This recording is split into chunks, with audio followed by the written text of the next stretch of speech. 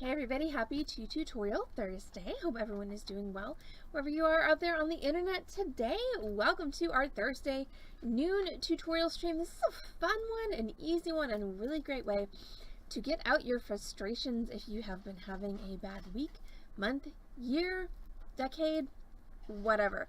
Today's project is these are hammered crystal earrings, which is basically just going to involve us hammering out a couple pieces of wire to make the base parts for our crystal earrings and then wrapping beads on top of them. So let's talk tools and supplies for this afternoon's tutorial.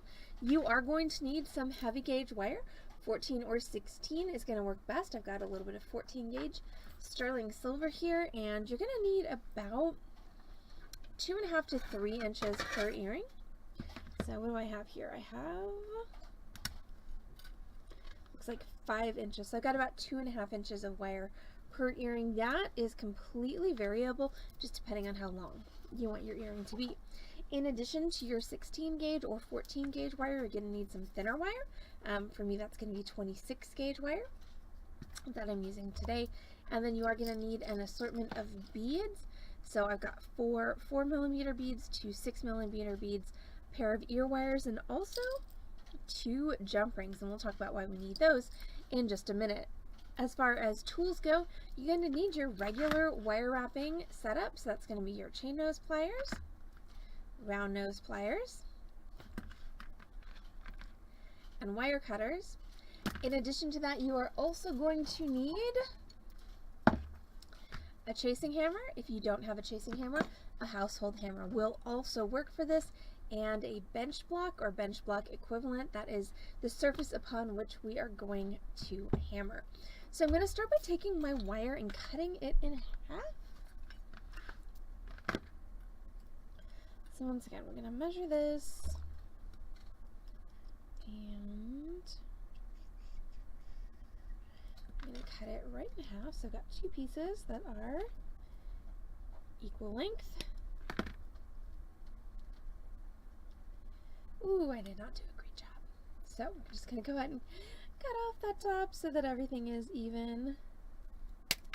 So, ta-da. Now what I'm going to do is I'm going to hammer out the bottom part of my piece to make what's called a paddle. So when we are hammering out a paddle, we're going to take our bench block and we're going to take our chasing hammer, grab your wire, make sure that you have your fingers as far away from where you're going to be hammering as possible. It's a small hammer. I promise if you hit yourself, it still hurts. See how my wire has a little bit of a curve in it? That's not something that's desirable. So I'm just going to take a second and smooth out that curve as much as I can so that my wire is mostly straight. Like so. And then I'm going to hang about 1/4 of an inch, 1/4 to 3/8 of an inch off of the bench block, and I'm going to grab my chasing hammer. Now when you are working with a chasing hammer, your goal is to hit the wire with the middle of your hammer. So you can see with your chasing hammer that your head of the hammer is convex, and that is so that you can hit the hammer onto your metal without creating a tool mark from the edge of your hammer on your metal itself. So this, you know, part right in the middle, that's where we want to hit. So I'm going to grab my wire, hold my fingers off my bench block, and then when I'm hammering, in order to get that paddle effect, what I'm going to do is I'm going to hit and pull to the side, and that's going to help widen out my wire.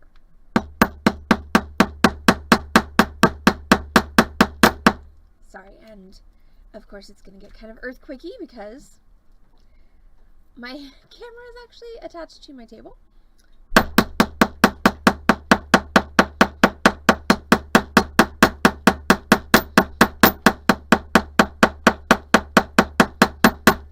Okay, so my goal here is to hammer all the way up as I did, but create a wider end with that paddling motion at the bottom. Now, sometimes when you create your paddle, it's not very symmetrical. As you can see, mine is not. So what I'm going to do is I'm going to grab a file And I'm just going to use my file to even out the bottom and knock off my corners so that I have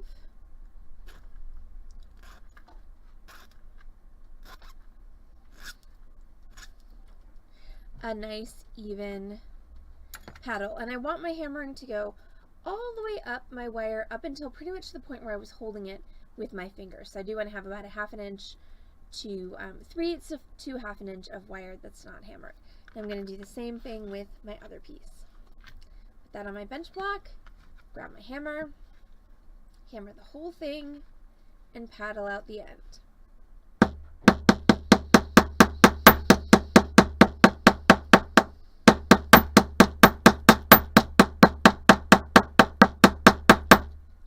So this is a thing that actually happens fairly frequently when you're hammering, is your metal will tend to take a curve to one side. The easiest way to remedy that is to just flip your metal over and continue hammering exactly as you were.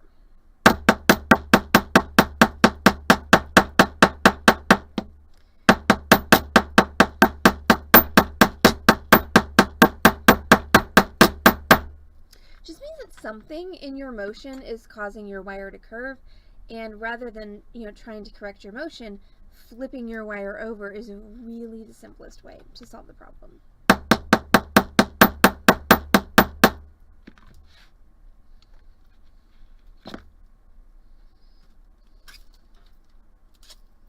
And then I'm just going to file that so that it's similar in shape to my other one, which means that what I'm going to do is I'm actually going to flatten this a bit, because this one is pretty flat.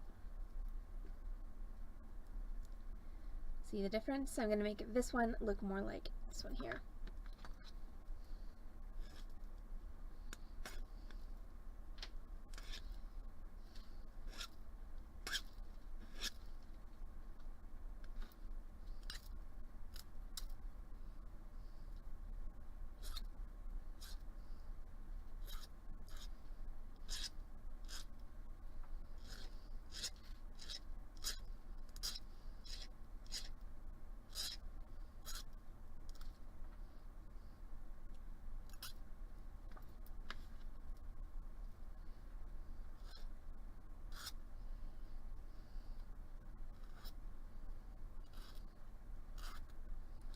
Okay, so now I have my 2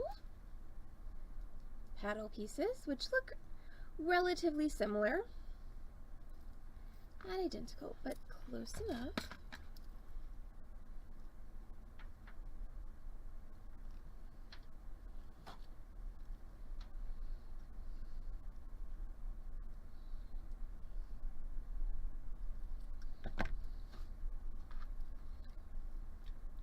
Alright, so there are my 2 paddled pieces. Now I'm going to go ahead and take the top part of the wire, which is the part that I have not hammered, and I'm just going to bend that back to create a loop that is going to be the hanging point of my earrings. So that means you get to decide which side you like for the front. So I'm going to say this is my front, so I'm just going to grab my wire with my round nose pliers, just bend back a circle, like so. Repeat on your other wire.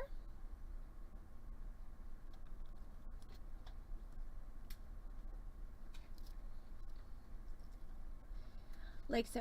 Now let's add our crystals. So now we're going to grab our 26 gauge wire, and I'm just going to cut myself a decently long piece of that, somewhere in the neighborhood of 2 to 3 feet. This should be enough for both of our earrings.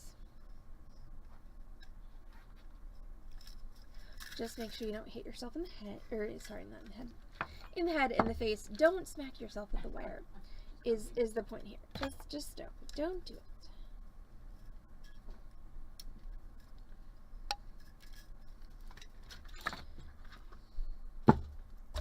And then I'm going to grab one of my wire paddles.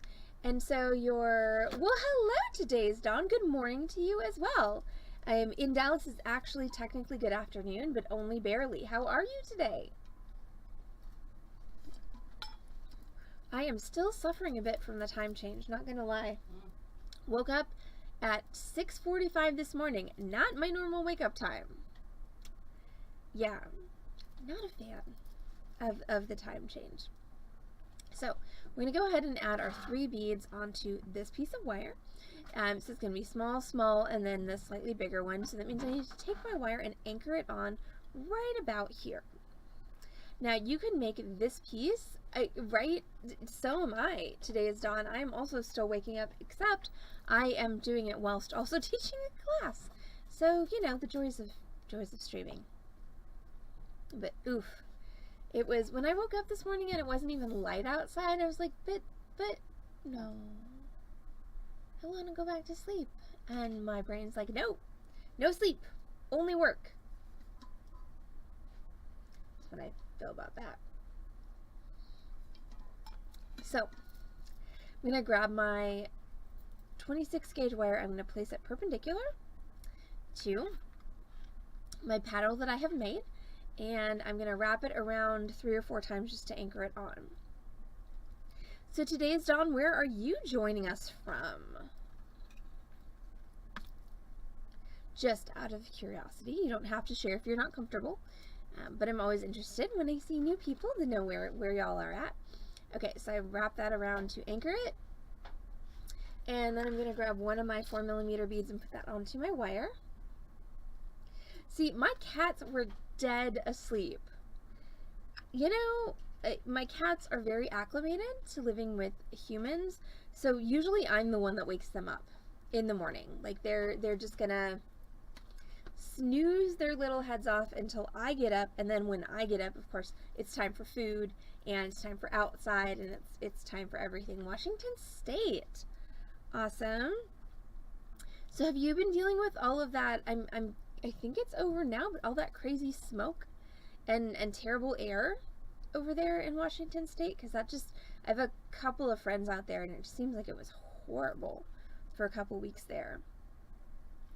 But yeah, so my cats will blissfully slumber away until I wake up, and then they will trounce my face for food and outside time.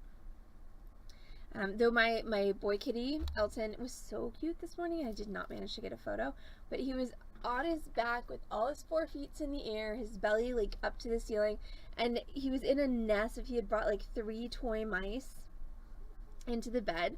So he was in like this nest of toy mice, just like, yes, I am amazing. It was hilarious. But of course the fact that I moved to get my phone means I didn't get a picture.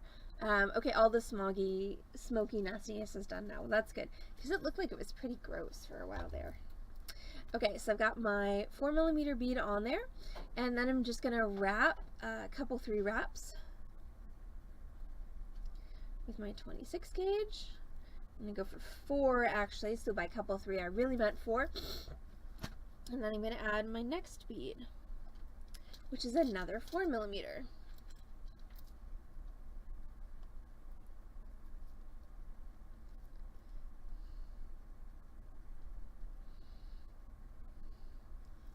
And then I usually let my little girl cat out. I swear I had such a Groundhog Day moment this morning, because I usually let my little girl cat out for a little while in the morning. That tends to keep her murdering appetites satisfied, so that she doesn't do things like bite my toes in the middle of the night. But I kept letting her out, and I have a cat door, but I kept letting her out the kitchen door, and then I'd go do something, and all of a sudden she'd be back inside. I'd be like, but wait, I let you out. I know I let you out. I let you out, didn't I? So I'll let her out again and then go do something, and she's back inside. And so after about 4 times of this, I finally look at the cat door and I realize that it's stuck open. It had caught on a box, which is why I didn't hear her coming in and why she was just kind of cycling through, because it was basically just an open passageway for her. But there was just like a couple of moments like, wait a minute, was that a dream? Did I dream I let you out? Did I actually let you out? I'm so confused. She likes to go out and then bring me, you know, either dead or live presents from outside, which is not necessarily my favorite thing. I much prefer Elton's bringing of toy mice into the bed than Mamie's version of bringing mice into the bed. To be fair, she's never actually brought a mouse into the bed, just a couple of live birds into the bedroom and dead mice in the living room. Okay, so now I'm going to wrap a couple more times, and by a couple I mean 4. And I'm going to put it on my bottom bead.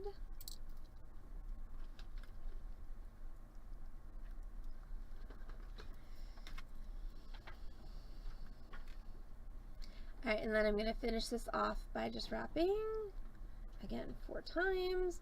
So the fact that this is tapering is going to keep this all from sliding off. So once I've wrapped about 4 times, I'm just going to trim that. I know, right? The in out game. But for me, it was the I'm groggy and it's the morning, so it's the Groundhog Day game. It's the did I really do the thing that I remember doing, or did I not do the thing that I remember doing? So I'm just going to press that down, and I'm going to do the same with my top one, which was my beginning. Smush, and there we go. Alright, so that is 1 earring complete except for the ear wire. Now we're going to do the second earring. So once again, I'm going to take that piece of wire that I hammered out to a paddle. I'm going to take my 26 gauge and I'm going to wrap it around. Like so. So you just want to make sure that it's anchored on there firmly, so if you yank on it, it doesn't feel like it's going to come off. And then we're going to do the same thing we did before. We're going to add our beads on.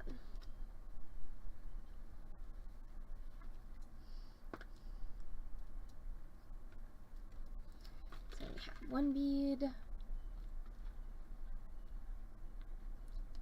And I'm just going to hold that bead in place as I wrap. That's going to keep it from shifting.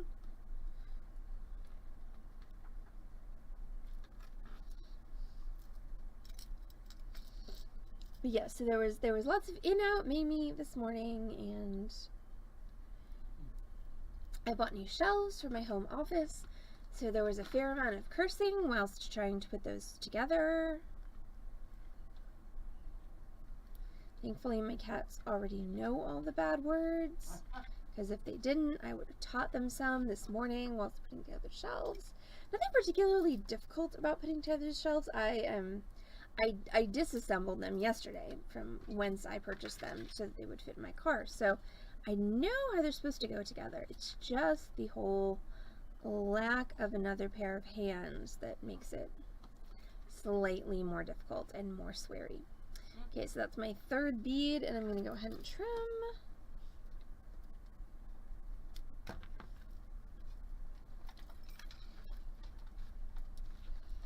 And trim this one.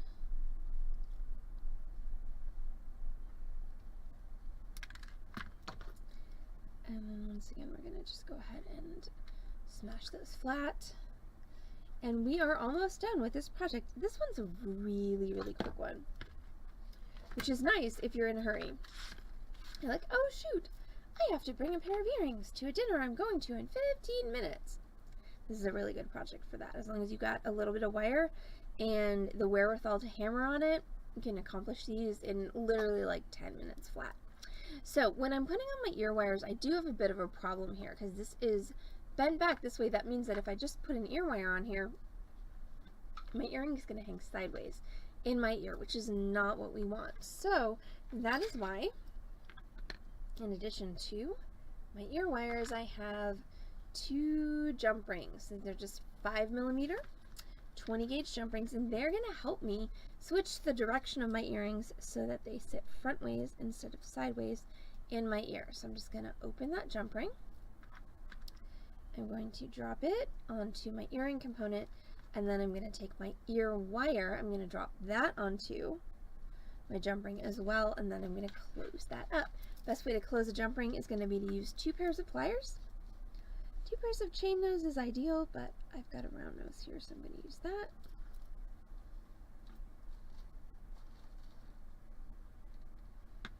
And you want to make absolutely sure that your ring is completely closed. Okay, so at the seam here, you want to make sure there's no light showing. And you also want to make sure, of course, that the front of the ear wire is on the front of your earring. And see how that jump ring does that 90-degree direction switch, and there we go. Do my second one.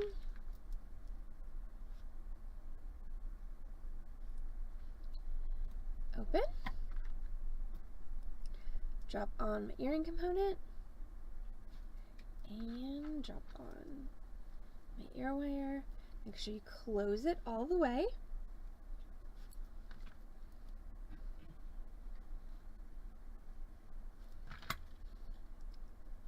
Like so. And there we go.